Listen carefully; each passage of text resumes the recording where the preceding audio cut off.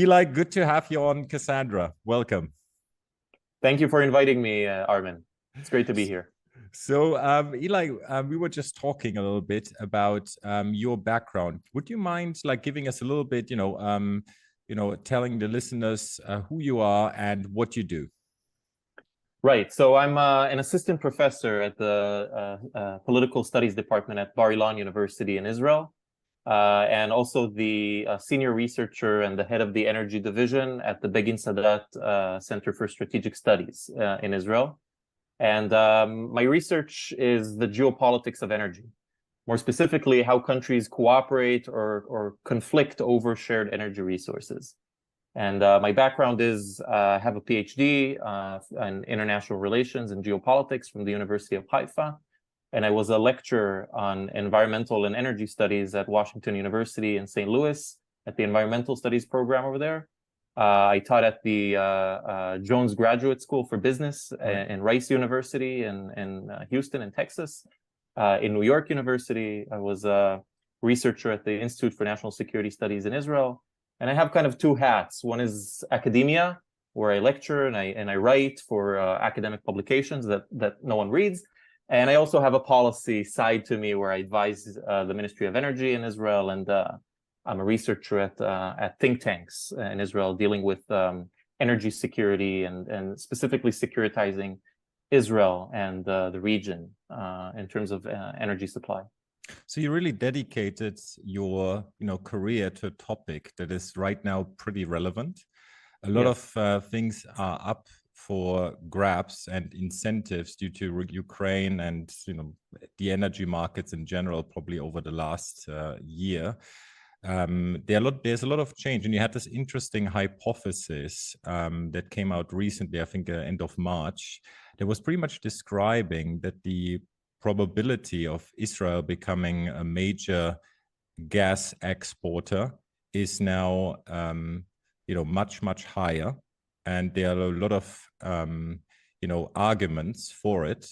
So can you take us back a little bit, like the background of, Israel as a kind of energy source and energy exporter, and then pretty much give us a little bit the essence of your argument that Israel is becoming LNG only, or in other sources as well.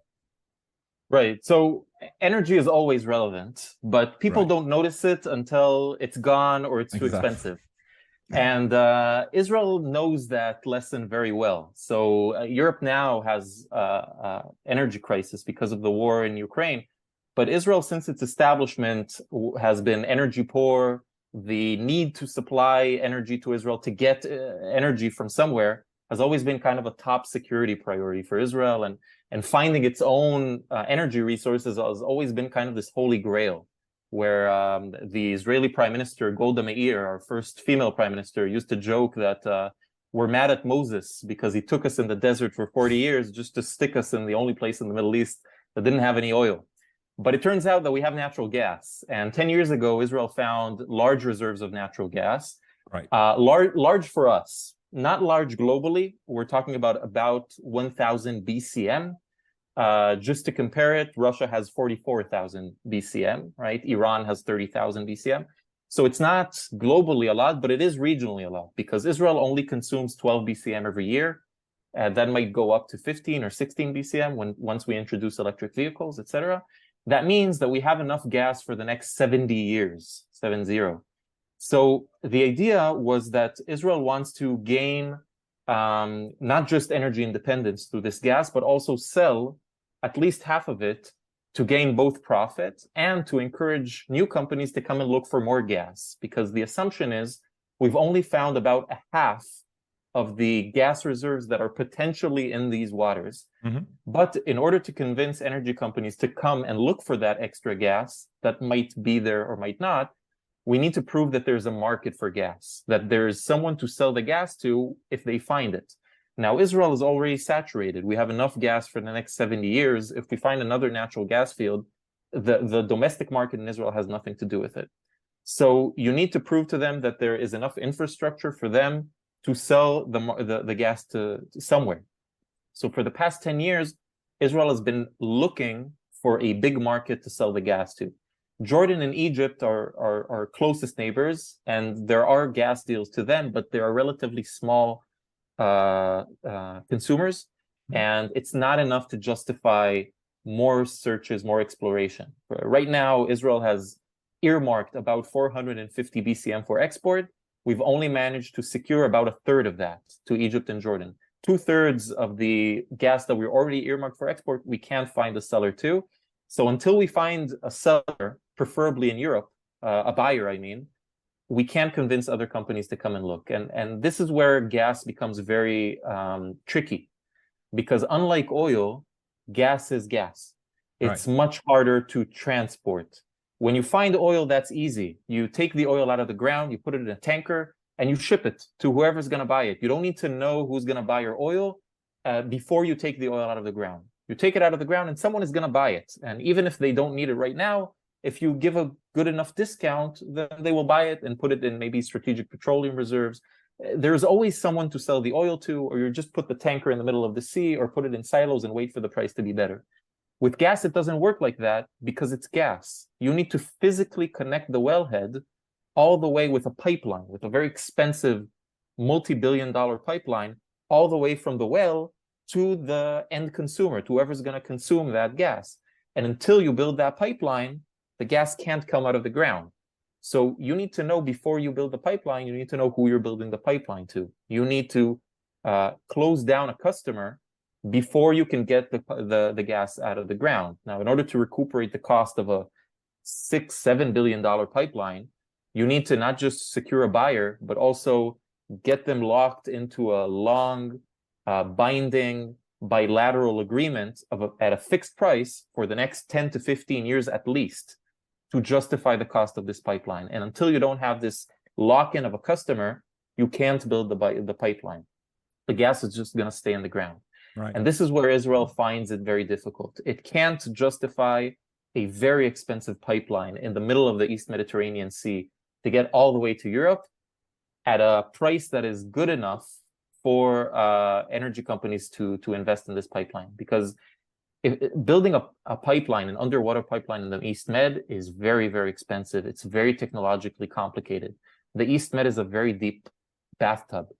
In order to build an underwater pipeline there, you need to go 2,000 meters down to the bottom of the sea. That is the deepest, longest underwater pipeline we will ever build in the world. Keep in mind, Nord Stream 2, right, between Germany and Russia, goes 200 meters to the bottom of the sea. This will go 2,000 meters. It's humanly impossible to be that deep. So it's space technology. You need drones right, you need robotics to put the pipeline. Near Crete, the bottom of the sea is volcanic, so it moves. These are all engineering problems that make it very expensive to build the pipeline. I can't say we can't do it. We can do it, but it's going to be very expensive. And it means that someone in Greece or in Italy is going to have to commit to buy the gas for the next 10 to 15 years at a very, very high price. Now, 2 years ago, before the war in Ukraine, gas prices were really, really low in Europe. And no one was willing to buy, let's say, the estimates are $8 per MMBTU to build this pipeline. That's what Greece will have to commit to buying from Israel for the next 10 years. The average gas price in Europe 2 years ago was $2 to $4. And asking them for $8 is, no one will buy that. Now, right now what's happening is that there's a war in Ukraine and gas prices are going up sometimes to $25 per MMBTU. But that's right now. Who's going to say that if we build this pipeline, it'll take 5 years to build the pipeline? In 5 years, there's still going to be a war in Ukraine. Prices of gas are still going to be high. It's too risky of an investment. So because of that, even with this war in Ukraine, Israel can't seem to find someone to put the money into this infrastructure. And because of this, the preferred plan seems to be liquefied natural gas. Right. This idea that if you can freeze gas and liquefy it, it's very, very expensive. It almost quadruples the price of the gas, but it creates kind of like an oil market where you can just sell the gas to whoever you want. Now, until now, Europe was saturated. It had limited numbers of LNG intake facilities, right? It's not enough to just liquefy the gas. You also need that your buyer will have a regasification facility on his side to turn that gas back into gas. And so until now, most of the regasification facilities in Europe were in the West, mainly France, Spain, the UK. That doesn't help East Europe because you can't get that gas to East Europe, and that's who needs the gas. The difference now, because of the war in Ukraine, is that suddenly Europe kind of woke up to this idea that you need to pay a security premium for your gas if you don't want Russian gas. And so finally, the European Union is willing to move the private market a little to the side and willing to subsidize and put money into infrastructure that doesn't make a profit right now, but it's good in terms of security. And that means building regasification facilities in East Europe as well. So we're seeing LNG intake facilities coming up in Greece, in Croatia, in Italy, in Germany, in Poland, and Estonia. And all of that new LNG hunger in Europe that is meant to diversify away from Russia, now that it did what it did, that LNG needs to come from somewhere. And this year, or should I say last year, 2022, Europe was lucky. Europe moved from Russian gas to importing LNG. And it was lucky because there was a lot of free LNG in the market. Europe increased its LNG intake by more than 50%, from 60 million tons to more than 90 million tons last year. The only reason it could do that, the only reason that there were extra 30 million tons of LNG just sitting around waiting to be bought, was because of COVID lockdowns in China. China was not consuming LNG because of COVID. This year, COVID is gone, or at least COVID lockdowns are gone in China. And so demand for LNG in China is going to go back up, and next year even more. And that means more competition over LNG. That means LNG prices are going up. And all of that is creating in Israel this excitement that maybe the answer is just to liquefy everything. And that way, you don't need to commit to a 15-year contract with a buyer in Europe. If suddenly Europe says, we don't want LNG anymore, the war is over, we want to go back to our climate goals, then China will buy the LNG. It creates more flexibility. Right. So did you expect that demand is a seller's market, right? Because the next question would obviously be, okay, so why Israel? Why should Israel deliver the LNG and not other places, right? So that's a really good question. One is the geography, is that we're very close in terms of, right, it costs much less to get, theoretically, if we had an LNG, if let's say theoretically we already had an LNG facility, it will be cheaper to get the LNG from us than, say, from Qatar, because Qatar needs to go through the Straits of Hormuz, through the Bab el-Mandeb. It needs to pay transit fees to Egypt to go through the Suez Canal, whereas we can go straight to the intake facility in Greece and Croatia and Turkey, etc. Having said that, for that you need to build an LNG facility, and that is expensive and that takes time. So even if Israel says, or Israeli developers, right, say Israel needs to go to LNG, well, there are a few options here. One is building an LNG facility in Israel. That's a problem because it takes shore space. It takes space on the seashore. And Israel has a big NIMBY problem, right? Not in my backyard. No one wants that LNG facility on their shoreline. We already have very limited shoreline. There's the military in Israel takes a big part of the shoreline for itself. So that's a problem. And so the next best thing is to use either Cyprus as where you put the LNG facility. But then there's the whole issue of Cyprus and Turkey. There's the whole also issue of Cyprus and Egypt, where Egypt wants to be the one that liquefies the gas. And that means that you can maybe put floating LNGs, basically a big ship that can liquefy the natural gas on the ship. For that, you need a big FLNG. That takes a few years to build in South Korea. It's expensive, but it's another option. The best option, the most ideal option, is to use Egypt. Egypt already has 2 LNG facilities, Idku and Damietta. And technically, Israel can just export the gas to Egypt. Egypt liquefies it and it sells it to Europe. Right. There are a few problems with this. One is that these 2 facilities are already at capacity. They're already full. The second problem is that they're very old, these 2 LNG facilities in Egypt. They were built 20 years ago. Technology that is obsolete today in terms of you lose a lot of gas in the process of liquefying it. In that old technology, you lose about 14% of the gas. And the third problem is bottlenecks. Israel can't, the same pipelines that bring Israeli gas to Egypt are the same pipelines that Israel uses to bring the gas to itself. So during the summer, for example, when Israel needs a lot of gas for electricity for all the air conditioning because it's so hot, the pipeline is full and you can't bring more gas to Egypt. All of that means that if we want to use Egypt as the main hub for LNG to Europe, Egypt needs to build a third LNG facility, a new one, and we need to build a pipeline directly, an underwater pipeline directly to Egypt, and not. But do you see like which of these scenarios where Egypt which of these scenarios do you see as the most probable scenario? That's a good question. So right now, the most probable scenario is using Egypt. It is the best scenario to kind of, because it's the cheapest and the most available, and it helps kind of understand the market and where it's heading. Israel will not commit to building an LNG facility from scratch. It will take 5 years to build it. Whereas if you just use Egypt, then you can see where the market is going. Maybe it's worth building on our own LNG.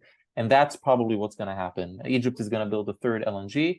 And maybe Israel will also use small FLNGs that are already in the market, and you can lease them for a year or two. But they're much smaller in terms of capacity. They can do 1 BCM a year versus a land-based LNG that can do 12 BCM a year. So that's probably what's going to happen in the next few years. We'll see where the war goes. You know, there are two main things that are going to affect the price of gas in Europe.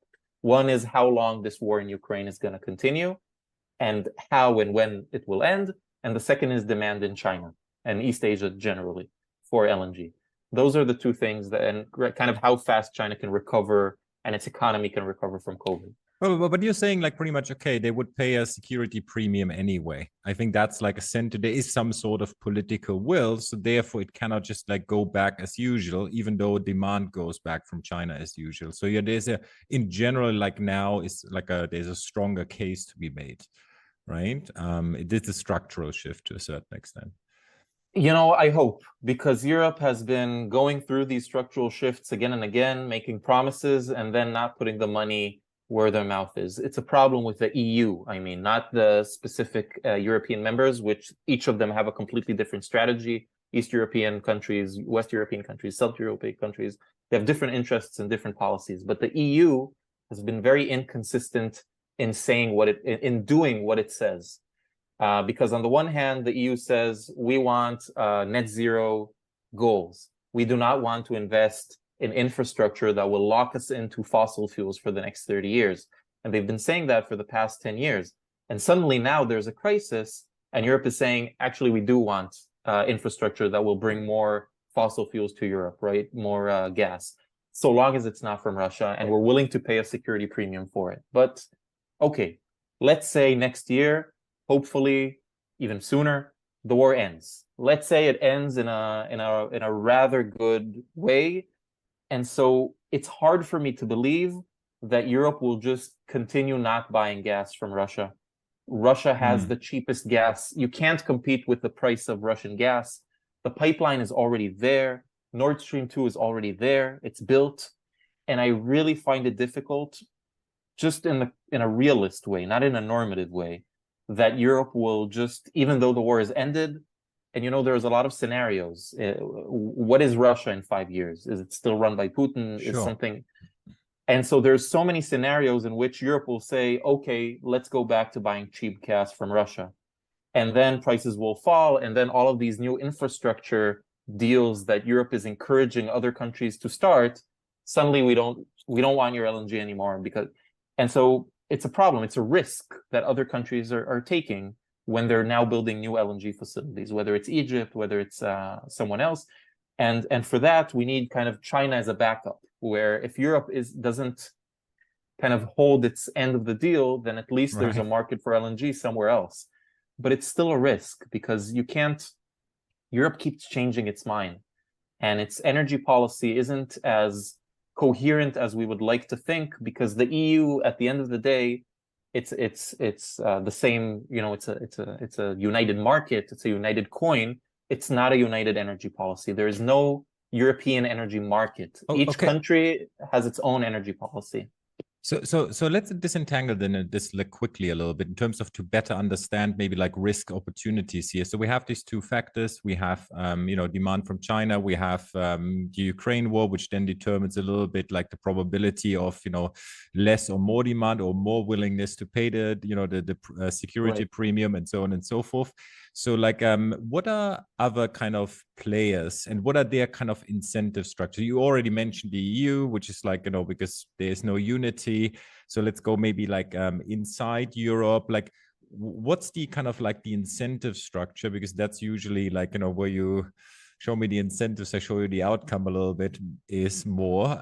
So, just make us understand what are the dynamics.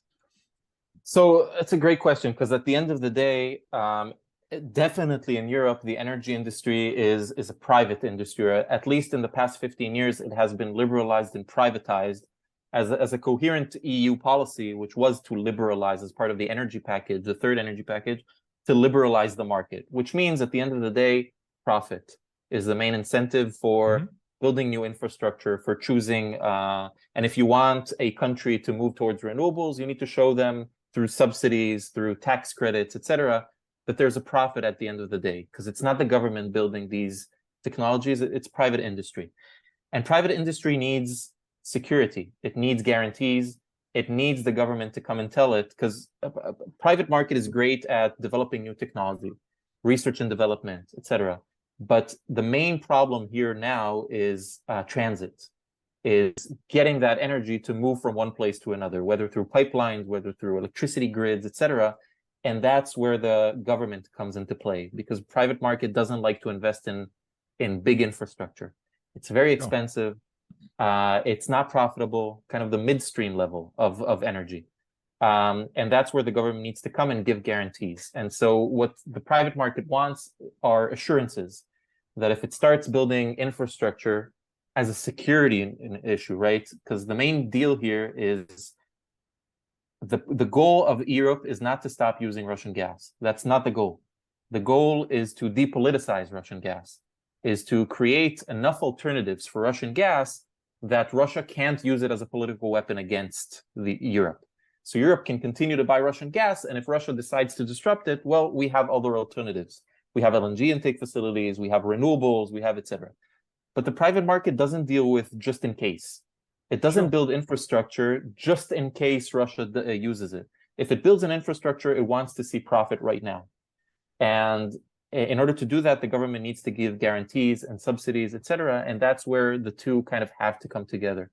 So to say that we need to leave it to the private market, to market forces, to decide what is the best energy policy for each country, it doesn't work like that. It doesn't work in the energy industry. There are so many sunk costs.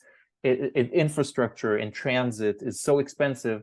You have to have government involvement, kind of leading the way and telling the private market what it wants to see, what it wants the private market to do, and then give the private market enough room to kind of decide, okay, within these parameters, we know we need to get to 30% renewables or 40% renewables. We know we need to do this and this. Within this parameter, what is the most profitable way of doing it?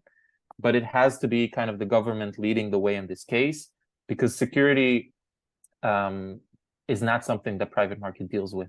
Security of supply. So you're talking to many people. So what's the mood? Like what are people in government, like what do you see, like where they're most progressive on towards okay, diversifying, paying like long term, seeing this as a structural shift?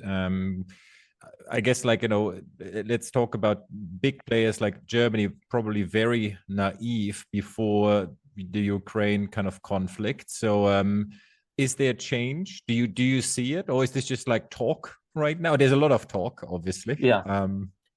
Well, there is a lot of talk. There is more talk than actual action, but there is also action. Germany, for example, has built 2 LNG intake facilities within a year, which is very fast for Germany. Germans have this kind of ethos of being very efficient, but when they start building something, it's a myth, because when they start building something, it's very efficient, but going through the bureaucracy of getting something approved takes a lot of time, and yet within a year they pushed it. So you can actually see that as a difference. Having said that, I wouldn't characterize Germany as naive. I would actually characterize it as the exact opposite. It has been pushing for policies that at least are partly responsible for the trouble that we're in today, where you kind of built Nord Stream 1 and then Nord Stream 2 and continued this idea of so long as we buy gas from Russia, then everything will be fine, and Russia won't do what it says, what it keeps doing, right? Whether in 2014, whether in Georgia, whether in Syria, whether in Kazakhstan, etc. It's not that it hasn't given warnings, and yet the feeling definitely in East Europe, definitely in places like Greece, and definitely in Ukraine, was that Germany kind of took care of itself and took care of its own security of supply and kind of threw East Europe under the bus. So maybe complacency is a form of being naive. Sorry about that. Yeah, but yeah, I agree. Yeah. So I would say Germany was not naive. It was a little it was kind of saying we want to move towards renewables, and if it doesn't work, don't worry, we have the Russian gas. Right. And in that sense, it was naive. It wasn't naive in the sense that it kind of it was the main obstacle for creating. I wouldn't say the main, but a big obstacle for creating this unionized, this one voice of an energy union in the European Union. And it could have been a better, and maybe today they will be better at it, at creating one voice, dealing with Russia as one union rather than 27 countries. So, and in that sense, maybe we'll see a change. So if you look at this whole thing, right, do you have, first of all, do you have any predictions where this is heading? Like, where you say, okay, that's like, if I think about this and, that's the logic and here's my crystal ball and that's why I see based on the logic and experience. That's a good question. If I could predict where the price of oil or gas is going, I'd be a very, very rich man. And unfortunately, nobody can do it. Everybody gets it wrong. There are people who dedicate their lives to predicting the price of oil and get it wrong constantly because there are so many moving parts. I can say what we need to look at, right? At the end of the day, there's no mystique when it comes to energy. It's supply and demand. And we need to look at the supply and we need to look at the demand and how much LNG is out there and who's going to demand it. And so we need to look at China. We need to look at how serious Europe is. In terms of kind of where I think things are going, is that Europe will invest more in infrastructure that will give it alternatives. I think that Europe is a little too optimistic regarding how quickly it can transition into renewables. It will take more time than maybe European policymakers think. I would say EU policymakers think. I think actual members are a little more realistic. In terms of the promise of hydrogen, I think it will take a little more time to create this hydrogen market than people might think. And until then, we still very much need oil because oil doesn't do the same thing as other fossil fuels do. We keep saying energy, but energy means a lot of things. And a lot of the times when we say energy, we actually mean electricity. But electricity is just 25% of why we use energy and why we use fossil fuels. And renewable energy, all it knows how to do is generate electricity. But that doesn't solve a lot of other things. And oil isn't used for electricity. So even if we move completely to renewable energy, that doesn't hurt our demand for oil. Oil is everything, and we still need oil. And that oil will mainly come from the Gulf because it has the cheapest oil in the world. And so you will see this movement towards, on the one hand, you will see much more investment in renewables in Europe, and yet it will take more time than maybe they would think. And in that meantime, you have to secure the supply of gas and oil. So you will probably see a lot of these clashes going on in Europe, where on the one hand, they will do this move towards renewables, but they will keep hitting the wall. They will keep hitting crisis after crisis. Every time there's going to be a surge in demand, and suddenly they'll remember that they actually still need oil, they still need gas, they still need coal, they still need the fundamentals for the base load, for the reliability, until battery technology, until hydrogen gets a little better. And we'll continue to see this volatility going forward until 2050, maybe 2060, where we'll really see this revolution coming into play. Until then, the politics of fossil fuels are still going to be strong. We're still going to need the Middle East. We're still going to be dependent on oil from the countries that have oil. We're still going to need Russian gas. No one can give Russian gas as cheap as Russia can. And we need to remember that until then, Europe will still need to swallow a lot of frogs, and we will still need companies drilling for oil. We will still need companies drilling for gas for the next at least 30 to 40, especially oil. Oil is the last fossil fuel that we will stop using. The Middle East becoming more stable, right? Yes, so great. So that's a great promise, because people need to remember that, because when we think about, okay, so why do we need oil? People think cars. Okay, so if it's not for electricity, it's for cars, so we'll all buy electric vehicles and that's it. Electric vehicles is just 5 to 7% of why we need oil. So let's say by 2040, there are only electric vehicles on the road. There are no more gasoline-powered electric vehicles. That takes out 5 to 7% of oil demand. Oil is in everything. Oil is in products, it's in the plastics, it's in the rubber, it's in I think people only buttons. realize that since the CPI numbers are coming out a little bit higher. Definitely. and the Middle East has the cheapest oil in the world. The Middle East can still make a profit out of $10 a barrel. No other industry in the world, oil industry in the world, can do that, can make a profit out of $10 a barrel. They can. And so as we go forward, as the demand for oil subsides and the price goes down, you will see the oil industry going out of business in places where the oil is tough to take out of the ground, like in Canada, like in Venezuela, etc. The Middle East will still be the last man standing. They will be the last ones to sell the oil for the plastics, for the rubber, for the things that we can't find a replacement for oil right now.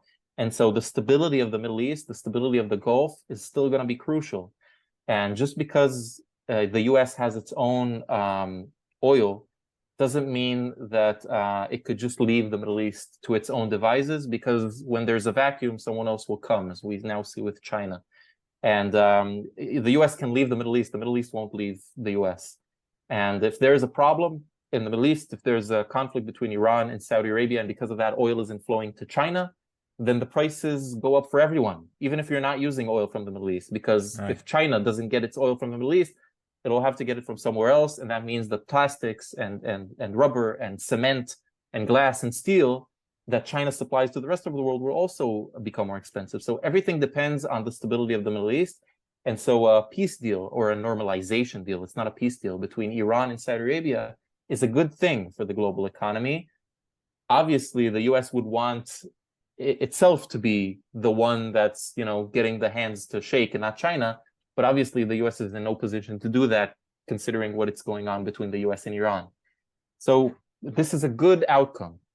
It's even good for Israel, this idea that the stability remains. And I know a lot of people in Israel kind of don't like the fact that Saudi Arabia and Iran are getting closer. I don't think it hurts Israel. The opposite. I think this is good for Israel, because it allows Saudi Arabia the stability to start kind of opening up its relations and markets with other countries as well, including us. For sure. So Elai, before we wrap this up, let me ask you for your hypothesis that there will be more LNG exports from Israel to Europe, right? Let's say over the next decade or significantly more. In order to confirm or disconfirm this hypothesis, what kind of signals or events are you watching? Great. So this year, there's going to be a fourth round of bids in Israel for its offshore licensing for new companies to come and explore. You're right. The previous 3 bids have all failed because we couldn't convince companies that there is a market. Now there's a 4th bid, and if we see major energy companies coming in and bidding for a license to drill in Israel, then that is a very good signal that companies believe in the ability of the East Mediterranean region, not just Israel, to be kind of this main source of new gas coming to Europe and to Asia. That's one great signal. The other is if we find new major natural gas discoveries in either Lebanon, Cyprus, or Egypt, that's good for everyone, because this is a regional game. No one country can do it alone. If Lebanon finds a big gas reserve, it will need Israeli infrastructure to get it to either Egypt or to Europe. And so all of the countries need to cooperate. And if one of the countries in this region finds a lot of gas, it's good for everyone, because it brings in kind of more money to justify expensive infrastructure. And once you build the infrastructure, then the other countries will use that as well. So I would look for new natural gas discoveries, and not necessarily in Israel. And I would look for the next bidding round to see if companies believe in the ability of the East Mediterranean to be a major supplier of gas to Europe. Fantastic. Elai, if people want to follow you apart from Cassandra, where can they find you? My website, Google me. I feel free to email me directly. I'm a researcher at the Begin Sadat Center, and with me are great experts at that center as well, and the Department of Political Science at Bar-Ilan University. We're very strong in renewable energy and environmental policy and in energy security. So feel free to contact me through my Bar-Ilan email. It's on Google, and yeah. Thank you so much for your time, Elai. That was great.